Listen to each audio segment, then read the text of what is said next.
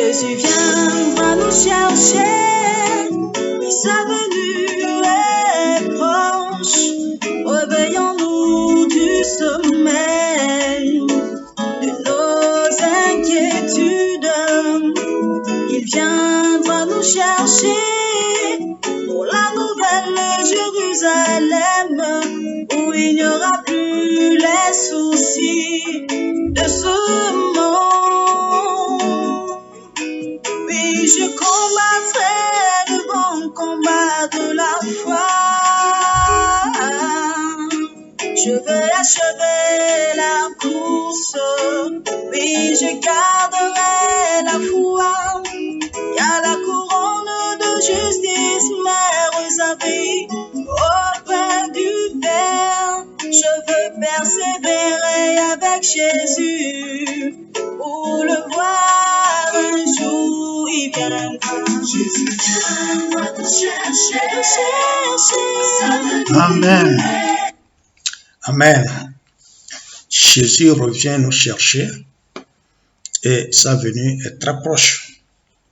Voyant l'état dans lequel l'humanité est aujourd'hui, le chaos qui commence à être initié un peu partout, nous pouvons déjà comprendre qu'il y a assez de signes qui confirment que Jésus revient bientôt. Et si vous n'en êtes pas encore conscient, c'est le moment de prier, car c'est à nous aussi, il nous appartient de demander qu'il vienne nous chercher. Chers amis, chers auditrices, chers auditeurs, soyez les bienvenus à l'émission d'aujourd'hui. Avant d'aller plus loin, remettons toutes choses entre les mains de notre Père Céleste. Éternel notre Père, notre Dieu, nous te sommes reconnaissants pour ton amour envers nous. Pour ton amour manifesté à travers la grâce que tu nous as accordée. Et cette grâce qui surabonde pour nous tous les jours nous donne l'occasion de prendre une position claire dès à présent. Mais au même moment, ta parole dit que c'est toi qui crées en nous le vouloir et le faire. Alors, nous ne pouvons même pas comprendre, nous ne pouvons même pas prendre décision si toi tu ne nous aides. C'est pourquoi nous te prions. D'abord pour moi-même que tu vas utiliser pour apporter cette parole, que je n'ajoute rien, que je ne retranche rien, et que l'intelligence humaine n'influence pas le message, que la chair et le sang ne soient pas mêlés à ce que tu vas dire, que ton Esprit Saint prenne contrôle de mon être tout entier et dirige toutes choses du début jusqu'à la fin, au nom de Jésus. Amen. Chers amis, depuis un certain temps, nous avons parlé des choses qui concernent le royaume de notre Père. Là où nous avons une place assurée. Et là où notre Père nous a préparé une place et nous invite à y retourner. Et pour cela, il y a un chemin simple. C'est ça que nous avons commencé de voir depuis un certain temps. Jésus l'a défini. Or, la vie éternelle, je cite Jean chapitre 3, verset 17. Or, la vie éternelle, c'est qu'ils te connaissent toi, le seul vrai Dieu, et celui que tu as envoyé, Jésus-Christ. Et cette connaissance, chers amis, nous avons commencé à voir que cette connaissance est d'abord à travers les faits historiques décrits dans la Bible, qui concernent la grandeur de Dieu, la puissance infinie de Dieu, ce dont ce Dieu-là est capable. Et par la suite, nous devons également le connaître à travers la vie d'un peuple qu'il a choisi sur cette terre, Abraham et sa descendance. Nous allons voir, ou bien nous avons vu en partie, comment Dieu a marché avec ce peuple. Et c'est ce que nous continuons de voir. Et à travers la vie de ce peuple, nous avons compris que Dieu est bon il est amoureux, il est puissant. Quand il fait une promesse, il tient sa promesse. Et nous avons compris que lorsque le peuple d'Israël obéit à sa voix, ce peuple est béni. Non seulement il est béni, mais il est puissant. Aucune nation, quelle que soit sa grandeur, ne peut tenir devant ce peuple quand Dieu est avec lui. Mais si ce peuple désobéit, malgré l'amour que Dieu a, Dieu respecte plutôt sa parole. Dieu n'est pas un Dieu sentimental. Il respecte sa parole, il respecte ses principes. Ce même Dieu qui bénit ce peuple et l'élève est le même Dieu qui le détruit quand Israël se détourne. Quand Israël ne veut plus l'écouter. La colère devient très intense. Pourquoi nous devons connaître ces choses? Nous devons connaître ces choses pour savoir ce qui nous attend. Si nous nous entêtons, ce qui nous attend, nous n'avons pas besoin de réfléchir, de philosopher d'une quelconque manière. Les faits sont là, des exemples sont là. Si tu t'entêtes, ce qui va t'arriver, ça c'est déjà passé. Si tu le sais, tu vas faire attention avec ton entêtement. Mais si tu as obéi à l'évangile du salut, tu es sauvé.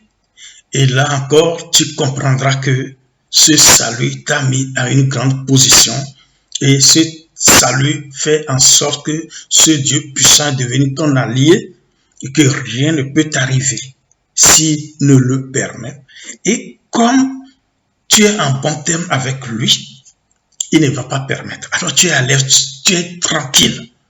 Même s'il arrivait que à cause de la vérité, tu dois payer des prix forts, Jésus a dit, ne craignez pas ceux qui s'occupent d'intimider, de tuer, des criminels bandits qui font n'importe quoi, ils croient qu'ils sont les meilleurs, de ne pas les craindre.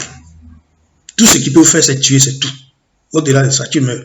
Qu'est-ce qu'ils vont faire avec ton cadavre? Même s'ils te mangent, ça n'a pas d'importance pour Dieu. Voilà ce que nous avons appris jusqu'aujourd'hui. Et nous continuons de le découvrir à travers les écrits qui arrivent. Alors aujourd'hui, nous commençons notre lecture avec le livre de lamentation de Jérémie, Jérémie le prophète, puisque, comme nous l'avons vu, le salut est un don gratuit. C'est par grâce que nous sommes sauvés, au moyen de la foi. Et cette foi qui vient de ce que nous écoutons. C'est ce que nous écoutons qui vient de la parole, c'est-à-dire la parole de Dieu que nous écoutons. Mais cette parole, c'est laquelle? Jésus l'a dit à 2 reprises. D'abord, quand il était vivant, il a dit Moïse et les prophètes. Après sa résurrection aussi, il a dit Moïse et les prophètes. Les disciples, par exemple, Paul a enseigné Moïse et les prophètes.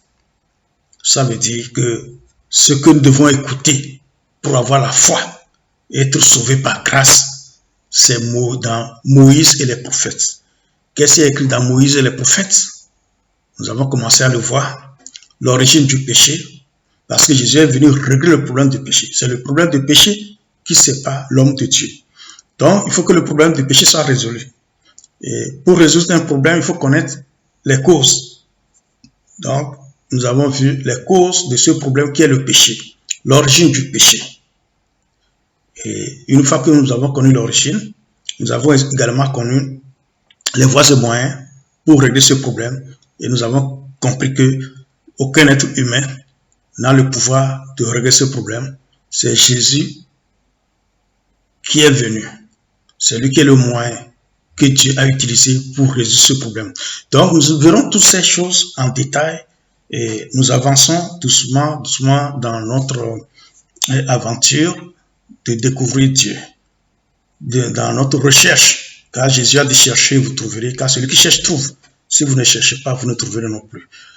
Donc, nous continuons aujourd'hui et notre première lecture, c'est Lamentation de Jérémie, qui est un des prophètes, puisque c'est Moïse et les prophètes. Nous avons parlé en long et en large de Moïse Et maintenant, nous allons parler des prophètes. Jérémie, Lamentation de Jérémie chapitre 3, versets 37 à 39. Qui dira qu'une chose arrive sans que le Seigneur l'ait ordonné? N'est-ce pas de la volonté du Très-Haut que viennent les maux et les biens?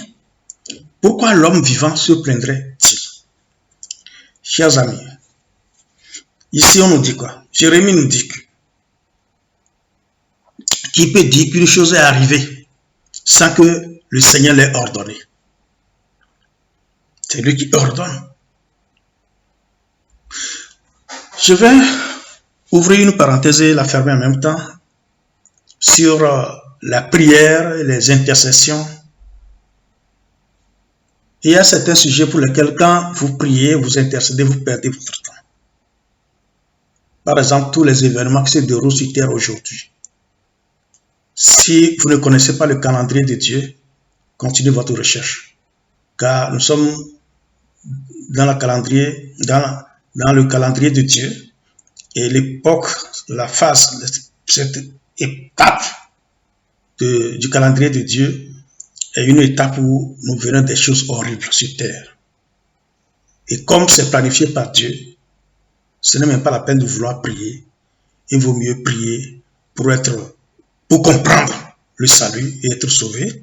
Et ensuite, prier que Jésus revienne nous chercher. Parce qu'à partir de là, que tu sois intercesseur, puissamment oint, professionnellement reconnu, mondialement reconnu, ta prière se limite à là où tu l'as sorti. Parce que les choses sont planifiées par Dieu lui-même. Et Jérémie nous l'atteste ici disant, qui dira qu'une chose arrive sans que le Seigneur l'ait ordonné? N'est-ce pas de la volonté du Très-Haut que viennent les maux et les biens? Et ça va également à ces personnes qui se disent, si Dieu existe, pourquoi il y a tous ces problèmes? Si Dieu existe, pourquoi? C'est justement parce que Dieu existe qu'il y a ça. Parce qu'il a dit que ça va arriver et ça arrive. Donc, ce n'est pas la peine de perdre votre temps à philosopher. Dire, si Dieu existe vraiment, et pourquoi il y a ceci, pourquoi il y a cela? Si Dieu existe, Dieu est bon. Pourquoi? Dieu est bon. Il est très bon même. Mais il est aussi juste. Et il respecte sa parole. Si tu veux le connaître, cherche-le.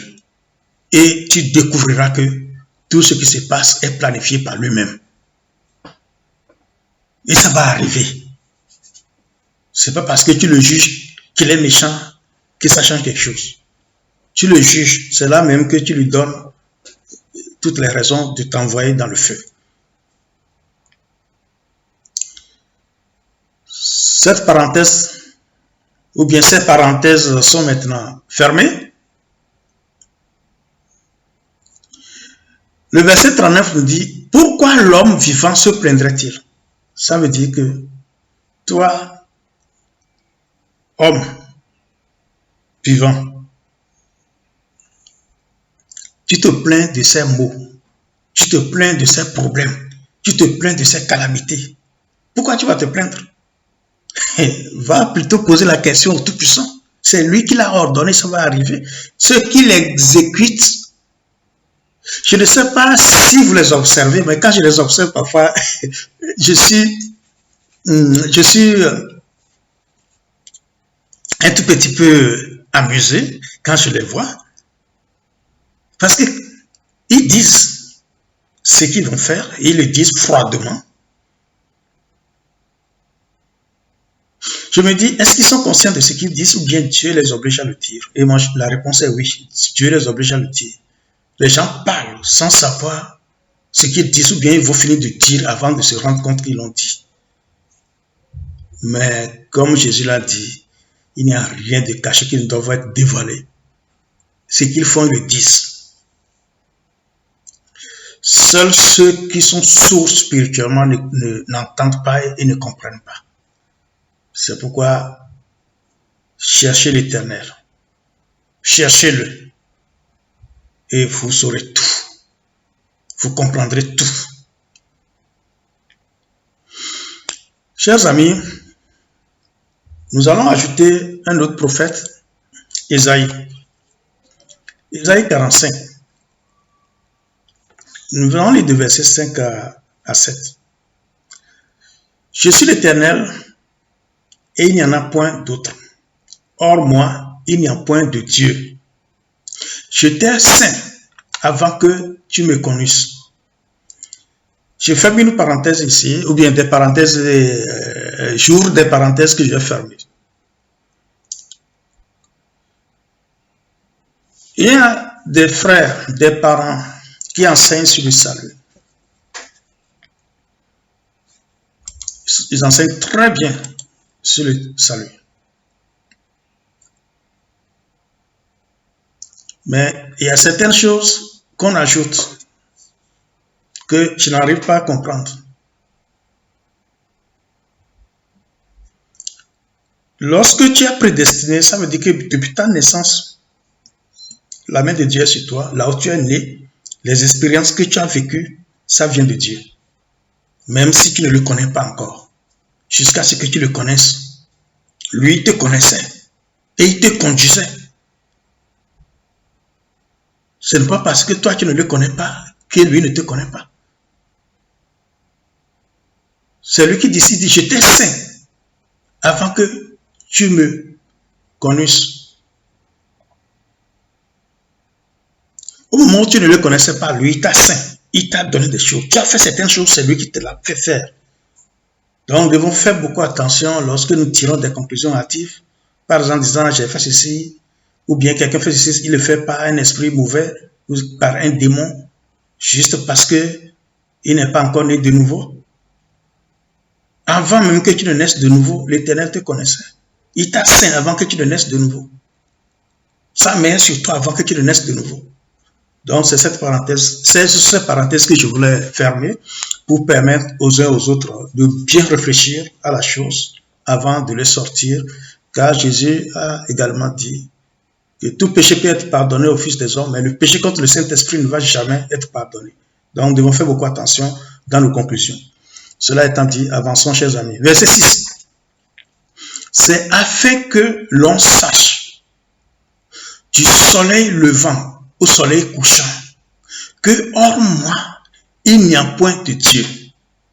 Je suis l'Éternel et il n'y en a point d'autre.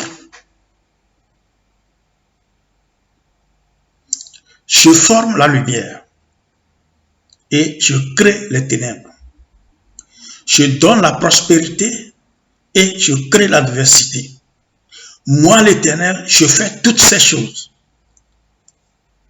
Vous voyez? Je reprends.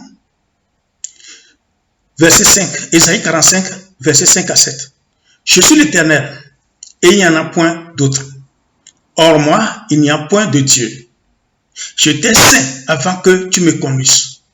C'est afin que l'on sache du soleil levant au soleil couchant que hors moi, il n'y a point de Dieu. Je suis l'Éternel et il n'y en a point d'autre. Je forme la lumière et je crée les ténèbres. Je donne la prospérité et je crée l'adversité. Moi, l'Éternel, je fais toutes ces choses. En clair, chers amis, si tu es pauvre, ce n'est pas la peine d'aller blâmer quelqu'un d'autre.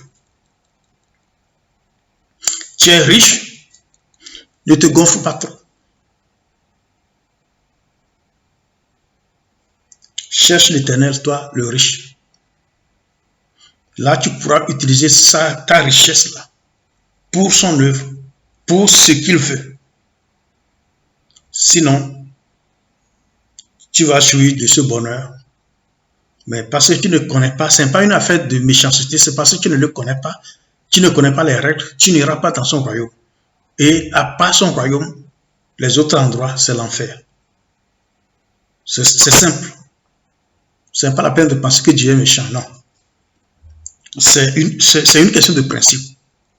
Sinon, ce serait trop méchant. Quelqu'un qui s'est battu, qui a servi Dieu, transpiré tout le temps, pendant des années, et Jésus m'a dit, je ne t'ai jamais connu. On peut dire, mais c'est méchant, c'est trop dur. Mais ce n'est pas affaire d'être méchant. C'est affaire de principe. Il y a certains pays au monde, si tu n'as pas le visa, tu n'iras pas. tu as beau être bon envers eux, rendu service à leur nation, faire des choses extraordinaires, ils peuvent même t'accepter. Mais il faut que tu aies le visa dans ton passeport. Sinon, à l'aéroport, on va te retourner.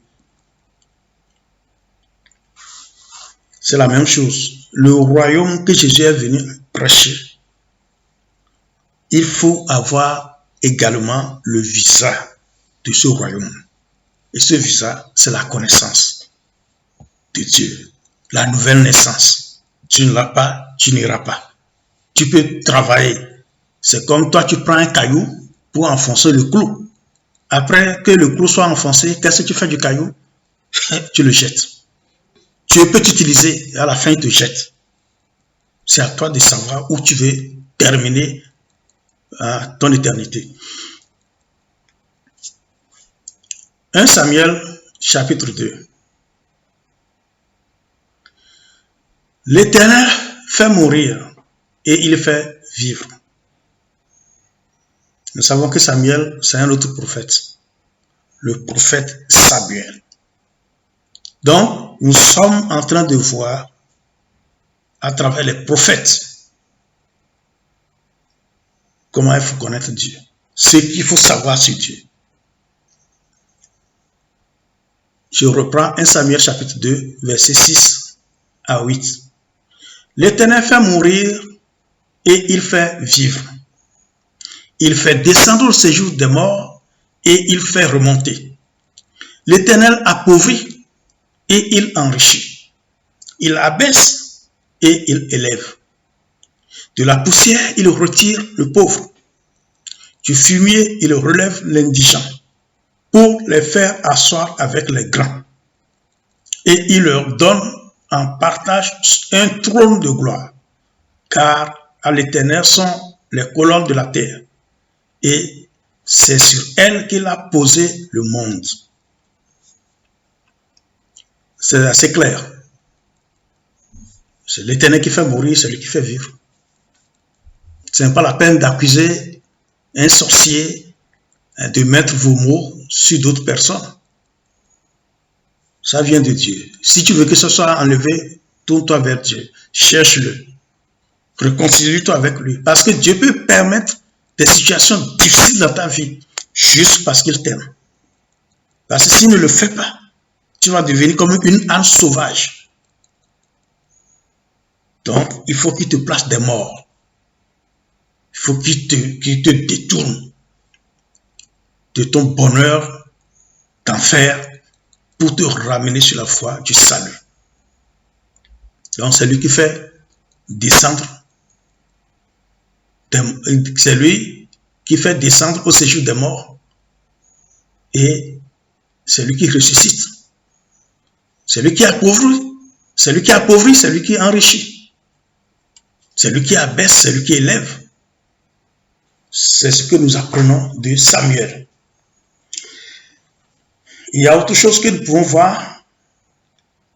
Ça aussi, nous retournons chez Moïse pour voir le dernier livre de Moïse, Deutéronome chapitre 32, à partir du verset 39. Sachez donc que c'est moi qui suis Dieu et qu'il n'y a point de Dieu près de moi. Je fais vivre et je fais mourir. Je blesse et je guéris. Et personne ne délivre de ma main. Chers amis,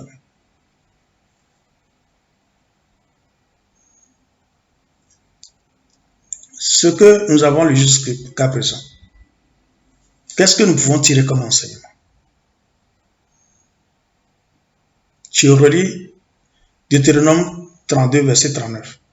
Sachez donc que c'est moi qui suis Dieu et qu'il n'y a point de Dieu près de moi. Je fais vivre et je fais mourir. Je blesse et je guéris. Et personne ne délivre de ma main. Si Dieu est contre toi, ton père a beau être président, premier ministre, ministre, général de l'armée, maréchal, si Dieu est contre toi là, ce qu'il dit, c'est ça qui va t'arriver. Il dit que personne ne délivre de sa main. Mais par contre, tu peux être l'enfant d'un pauvre, misérable, rejeté par la société. Si Dieu est avec toi, aucun de ces grands ne peut tenir devant toi.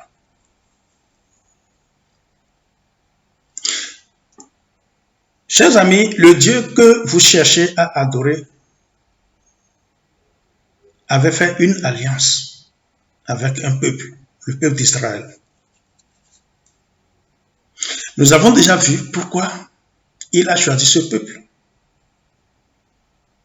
Selon cette alliance, si ce peuple l'écoute et obéit, Dieu le bénit, le protège, lui donne la santé, etc. Si ce peuple désobéit, Dieu le punit, Dieu le maudit, comme nous avons vu aussi pour Adam et Ève. Mais si ce peuple se repent, Dieu pardonne et détourne sa colère et ramène les bénédictions sur lui. Alors, si nous voulons suivre ce Dieu, nous devons connaître ces choses. Nous devons savoir comment il agit afin de comprendre ce qui nous attend et comment l'adorer comme il veut. Parce que vous savez, on l'avait déjà lu, Dieu cherche une catégorie d'adorateurs. Dans l'histoire de ce peuple, c'est-à-dire le peuple d'Israël, il y a eu 3 grandes époques de règne de 40 ans chacune, durant lesquelles ce peuple a connu la prospérité et la supériorité sur les autres nations. Ainsi, de Saül à Salomon, Israël a connu une très grande.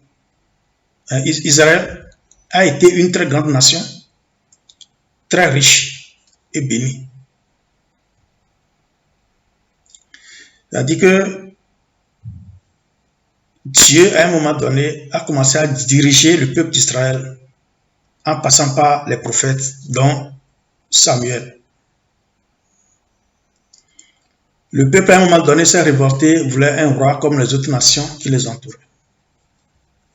Dieu leur a donné Saül, mais il était avec Saül et Israël était puissant.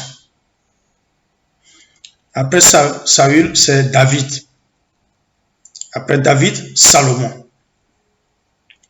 Mais Salomon a été tellement béni qu'il était devenu fou.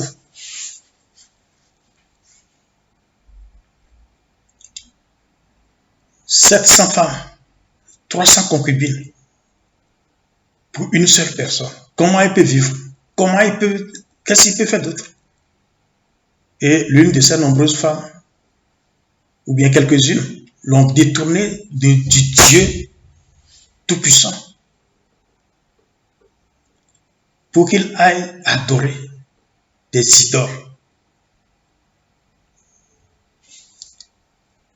Ça veut dire qu'il a rompu l'alliance que Dieu a établie avec Israël. C'est à partir de là que Dieu a divisé ce peuple.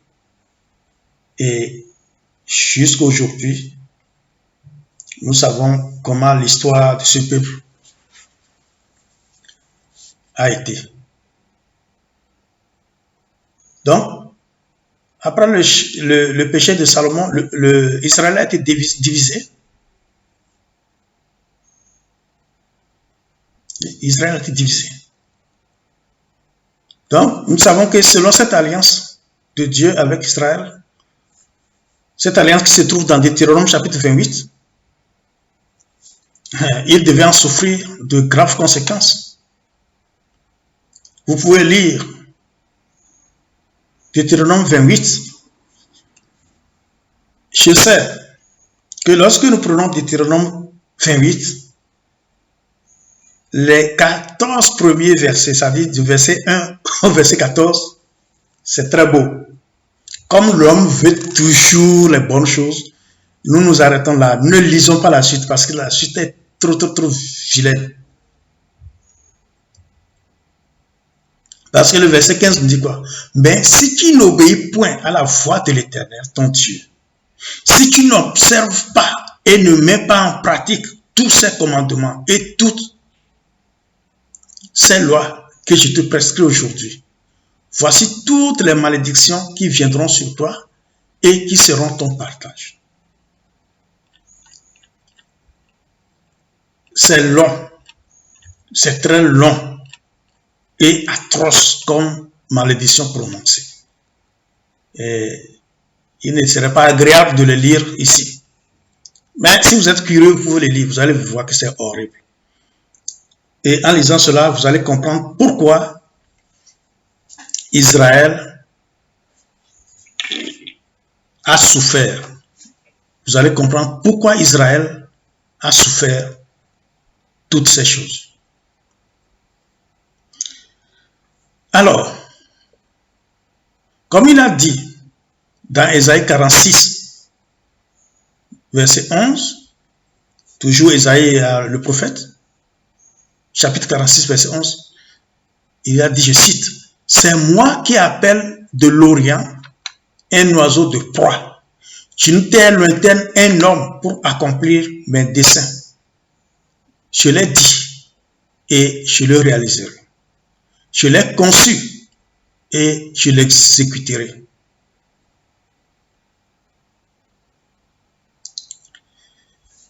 Dieu, pour exécuter cette sentence sur Israël, il a fait venir sur lui différents personnages.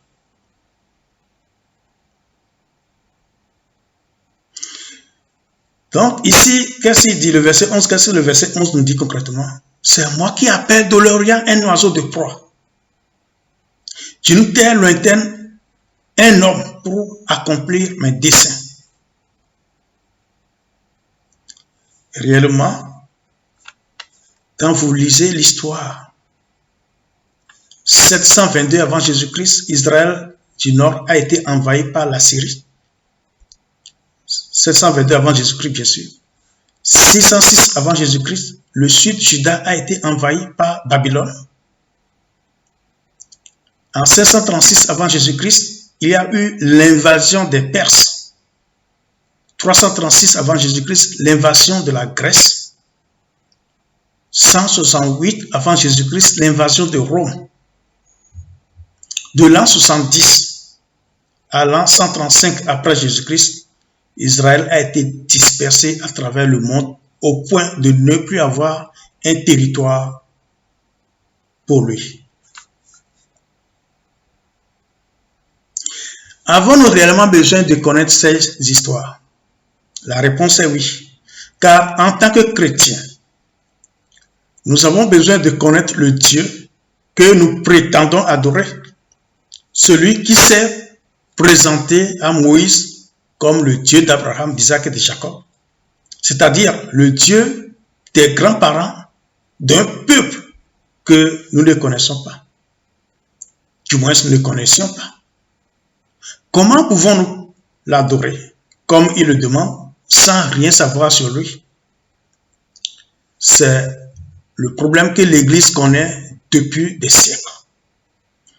Nous avons besoin de le connaître, non seulement pour savoir comment marcher avec lui, mais aussi parce que c'est le seul chemin du salut, comme Jésus l'a dit dans Jean 17, verset 3.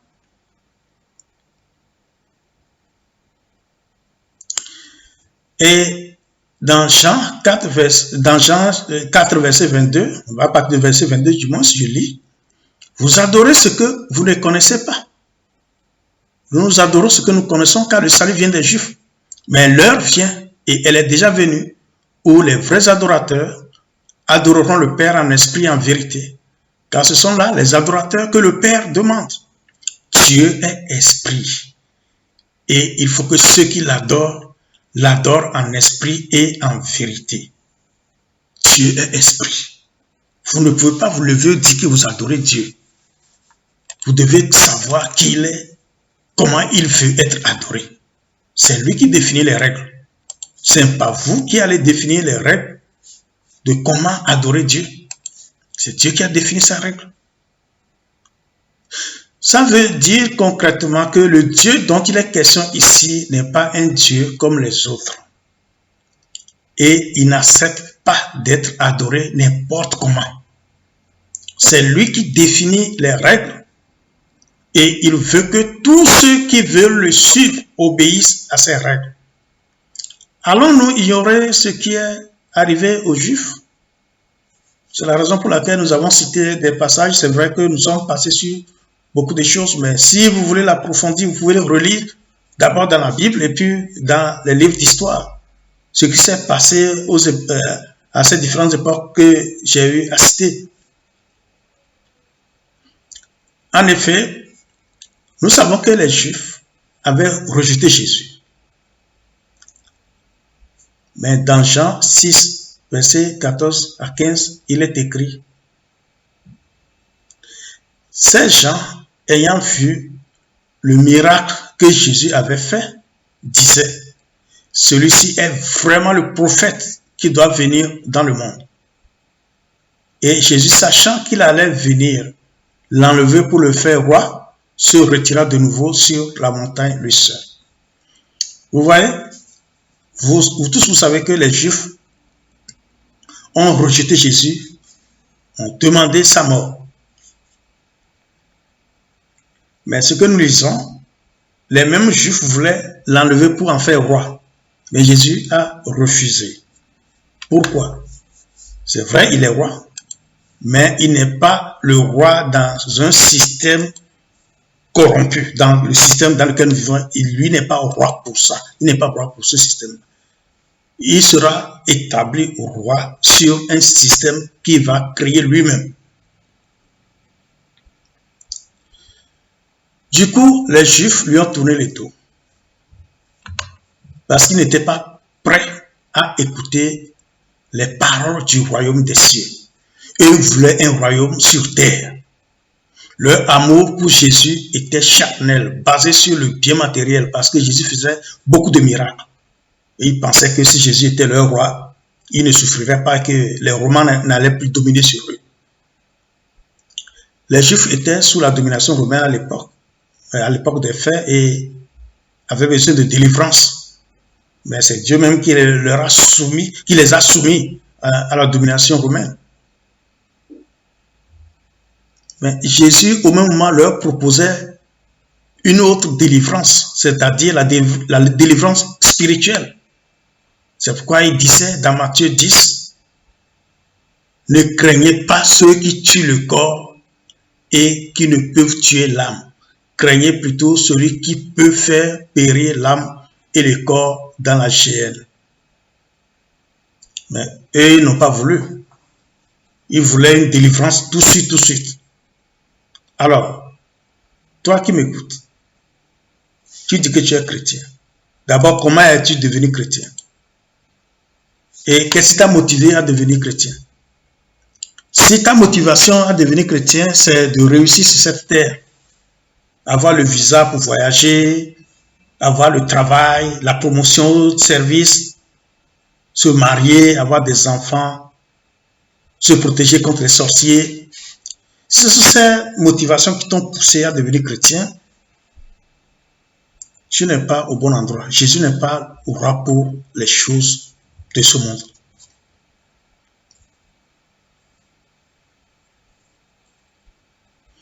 Et comme ce que Jésus enseignait aux Juifs, ce n'est pas ce qu'ils voulaient, qu'est-ce qu'ils ont fait? Ils se sont ligués contre lui. Ils sont ligués contre lui. Et ils ont dit, crucifiez-le, crucifiez-le. Toi aussi, si c'est pour ces choses, pour les choses que j'ai citées, que tu vas à l'église, tu perds ton temps. Jésus n'est pas ton roi. Et il n'est pas du tout ton roi. Jésus ne veut pas être le roi des choses de ce monde. Quand vous voyez Matthieu chapitre 6, verset 31, à partir du verset 31, ne vous inquiétez donc point et ne dites pas que mangerons-nous, que boirons-nous, de quoi serons-nous vêtus, car toutes ces choses, ce sont les païens qui les recherchent. Votre Père Céleste sait que vous en avez besoin. Cherchez premièrement le royaume et la justice de Dieu. Et toutes ces choses vous seront données par-dessus. Ne vous inquiétez pas du lendemain, car le lendemain aura soin de lui-même. À chaque jour suffit sa peine. Voilà la réponse que Jésus leur donne. Et c'est la même réponse qu'il nous donne aujourd'hui. Il dit, car toutes ces choses sont les païens qui les recherchent. Si toi tu es chrétien, tu dis, ce sont ces choses-là qui te motivent, hein, tu cours derrière l'évangile de prospérité, tu es un païen. Et les personnes qui prêchent l'évangile de prospérité aussi sont des païens. C'est Jésus qui l'a dit, c'est pas moi qui le dis. Donc si c'est ça, votre situation, vous êtes des païens. Parce qu'un enfant de Dieu, un disciple de Jésus, ne s'occupe pas de ces choses. Ses pensées sont au ciel. Ses pensées sont dans le royaume, là où il y a sa richesse, là où il y a son bonheur. Le bonheur que nous avons sur terre est éphémère. Ça ne dure pas, ça ne durera pas. C'est la parole de Jésus lui-même. Donc, chers amis, nous avons besoin de connaître ces choses pour être sûrs que nous connaissons ce Dieu. Sinon, nous allons à l'église pour de faux motifs. Nous allons à l'église pour des motivations qui n'en valent pas la peine. Revenons à la parole. Revenons à la vérité. Revenons à l'évangile du royaume afin d'être délivrés pour que cette vérité nous affranchisse. Que Dieu vous bénisse. Si Jésus ne revenait pas de sitôt, nous continuerons la semaine prochaine. Mais s'il revenait, j'espère que vous êtes prêts, que nous allons nous retrouver dans les airs pour le rencontrer. Soyez bénis et à très bientôt. Père éternel, merci pour l'émission d'aujourd'hui. Touche le cœur de tes enfants et donne-leur l'intelligence des Écritures pour qu'ils puissent comprendre quelle est ta volonté et comment t'adorer sur cette terre et espérer être enlevé le jour que tu vas nous renvoyer notre Sauveur Jésus-Christ. Amen. À très bientôt, chers amis, et soyez tous bénis. Au nom de Jésus.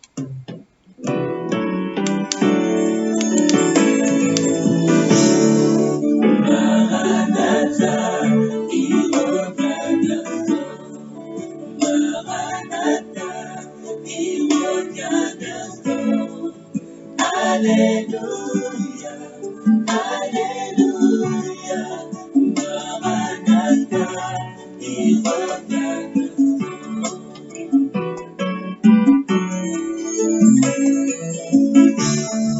Jésus a dit, je m'en vais au Père, pour préparer une place éternelle. Je reviendrai pour vous prendre, aider notre espérance en agneau. Maranatha, il revient bientôt. Maranatha, il revient bientôt. Alléluia, Alléluia, Maranatha, il revient bientôt. Oui, mon frère, Jésus-Christ revient bientôt.